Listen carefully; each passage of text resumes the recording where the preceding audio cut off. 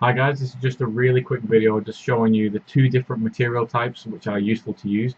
There are tons of materials inside Maya, but two of the most basic ones is a lambert and a blinn. Lambert is the one that we see whenever we make anything inside Maya for the first time. It's just that grey material that's applied to everything. Okay, and what a lambert is just an absorbent material. It's like a material with no specularity or shininess to it. So you can see here I've got a light in the scene. I've got two surfaces which have got a specularity on. You can see there that there's a specularity. I don't know if you can definitely see it here, but it's just a bit hard to get. There you go. So you can see the specularity in this middle ball here. On the outside, we don't see any specularity. We see the highlights and we see the colour, but no specularity. Now, with my object selected, which has that material on it, I'm going to go to my attributes editor on the side, and then click Lambert 5. In this case, it'll be Lambert 5. In your case, it might be Lambert whatever. So by default, you've got this common material attributes that allows me to change the different colors. If you've got a texture, you can apply it to this, or I can give my ball a cool little color. So I'll give it this orange color, like that. I can change the transparency, so I can make it semi-transparent or all the way see-through. So now what we're seeing here is just basically the ambient occlusion of the world and the transparent object. The ambient color, which is basically it ramps up this color and just ignores shadow. So if I pull that all the way up, we just get super intense. The incandescence is basically it turns everything reacting like it's got a light applied to it essentially. So it makes this act like a bulb. In other words, other terms is an emission, so it's emitting light. And we can change that color to be that if we want, so it's actually emitting this color when we render it, but we don't want to do that. The bump map, if we had anything to add more detail, surface detail in this, we could use it in the bump mapping. And diffuse is basically just how much we see the actual color applied to the surface.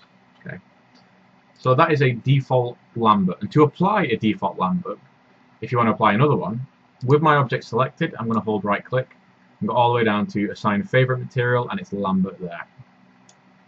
Now the other material, and my personal favorite material to use inside Maya when I'm not doing anything crazy, is just going to be a blinn. So if I hold right click again, go down to assign favorite material, I'm going to go to blinn. Now blinn on the surface looks like a lambert, but now we've got this nice little shiny highlights in areas. So what a blinn is a material which has a specularity channel inside it. So we've still got the common attributes up here, so I can actually give myself that nice orange color again. But then we've got the specularity that we can also change. We've got these different parameters down here we can use for it. So the eccentricity, basically, if we ramp that up, it's the specularity gets diffused across the surface. Or if we ramp it down, we get like a much tighter. Let's get to it. Yeah, we get like a much tighter highlight, not focused. So you can actually make this look like properly like shiny plastic.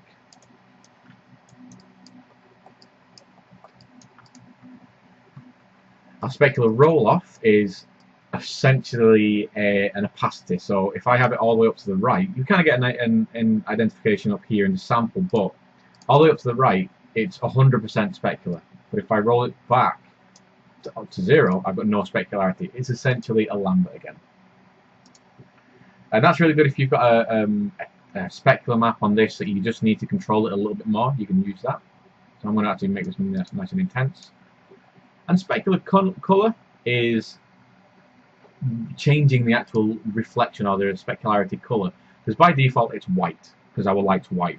But if you actually observe stuff in the real world, not everything is reflecting a white light. For instance, if you've got one of the pearlescent or pearloid cars, or them cars that are purple, but when the light hits it, it kind of has that blue reflection, we can actually make that. So in this case, I want to have my gold ball have a much more of an oxidized green quality to the reflection.